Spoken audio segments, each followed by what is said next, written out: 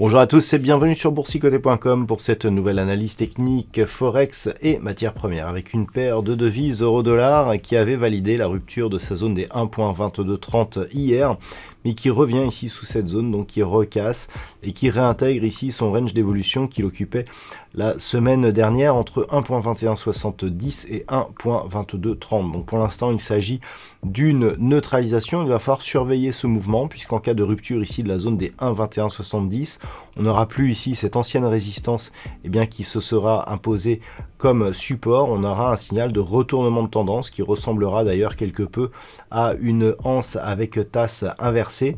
Et donc si cela venait à se produire, on pourrait bien connaître une accélération du mouvement baissier ici à la cassure des 1.2170. Donc ce sera le niveau à surveiller pour demain, d'autant plus que ce niveau sera très proche ici de la bande de Bollinger inférieure. Donc cette rupture serait un signal important. Sans cette rupture, on peut parier ici sur une stabilisation de cette paire de devises dans son ancien range. Sur la paire de devises livre sterling contre dollar américain, on est toujours là aussi dans une phase de neutralisation sur une zone horizontale mineure ici, la zone des 1.4110. Je vous en avais parlé récemment, cette zone qui a été testée ici à de multiples reprises, tantôt support, tantôt résistance. Elle est pour l'instant support, mais elle est en train d'être testée ici par les cours après des échecs répétés de franchissement ici de cette zone des 1.4210.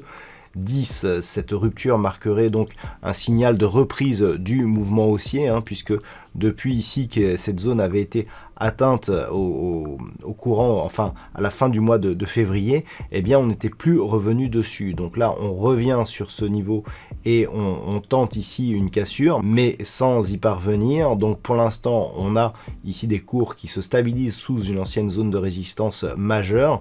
En cas de rupture donc de cette zone intermédiaire, on pourra avoir ici un signal de retour sur cette zone psychologique des 1.40. Sur l'or, nous avions hier un test ici de la zone des 1900 $ l'once. Donc cette zone a été cassée peu après d'ailleurs mon analyse. On est venu marquer ici un nouveau point haut de tendance très court terme au-delà des 1910 $ l'once avant ici de redescendre. Et là, je dirais que ce qui déçoit un petit peu, c'est que cette zone ici qui avait été cassée, ne s'est pas imposée ici en tant que support. Donc clairement, il s'agit d'une fausse sortie. La première bougie ici était venue cette zone qui avait donc marqué le support, mais sur la deuxième attaque, on était revenu. Donc le deuxième élément qui pourrait soutenir donc la poursuite d'un mouvement haussier, c'est cette moyenne mobile 20 exponentielle qui évolue actuellement aux alentours des 1890 $ l'once. Si cette zone tient, si elle provoque un rebond ici, on peut parier sur une reprise du mouvement haussier qui sera validée par une rupture un peu plus pérenne de la zone ici des 1900 $ l'once. Si c'était le cas, on continuerait ici à évoluer dans une phase de retournement de dynamique. Nous étions auparavant dans une dynamique plutôt baissière. Le fait que l'on remonte ici au-delà des 1900 $ l'once, c'est déjà un signal comme quoi on pourrait continuer à monter, mais ce n'est qu'au-dessus des 1957,60 ici dollars l'once qu'il y aurait un vrai retournement de tendance majeure. Donc pour l'instant on en est loin. On surveillera éventuellement un éventuel retour ici au-delà des 1900. Par contre la zone d'invalidation de cette anticipation plutôt haussière serait une rupture ici de la zone des 1875 $ l'once. Et puis enfin sur le WTI, nous avons eu un petit peu de volatilité aujourd'hui, mais globalement des cours qui reprennent ici une dynamique haussière. Ça va donc dans le sens de l'analyse que je vous montrais hier, à savoir ici la rupture de cette zone de support oblique qui définissait la précédente tendance, mais avec un retour ici des cours au-delà de cette ancienne zone de support oblique. Et donc un test ici de la zone des 66,50 $ le baril. Ce qui est intéressant, c'est qu'on a ici un contact avec la bande de Bollinger supérieure, on a ici un retour sur la moyenne mobile 20 exponentielle qui agit comme un support et qui est quasiment confondu ici avec l'ancien support oblique. Donc ce support oblique, il est d'ores et déjà fragilisé.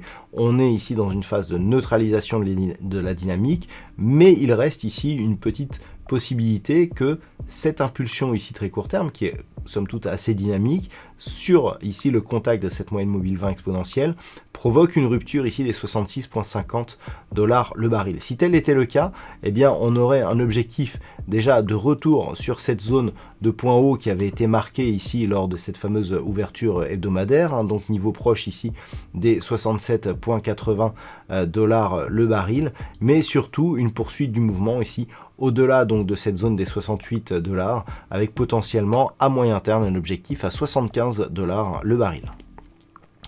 Voilà donc ce que l'on peut dire sur cette analyse technique Forex et matières premières.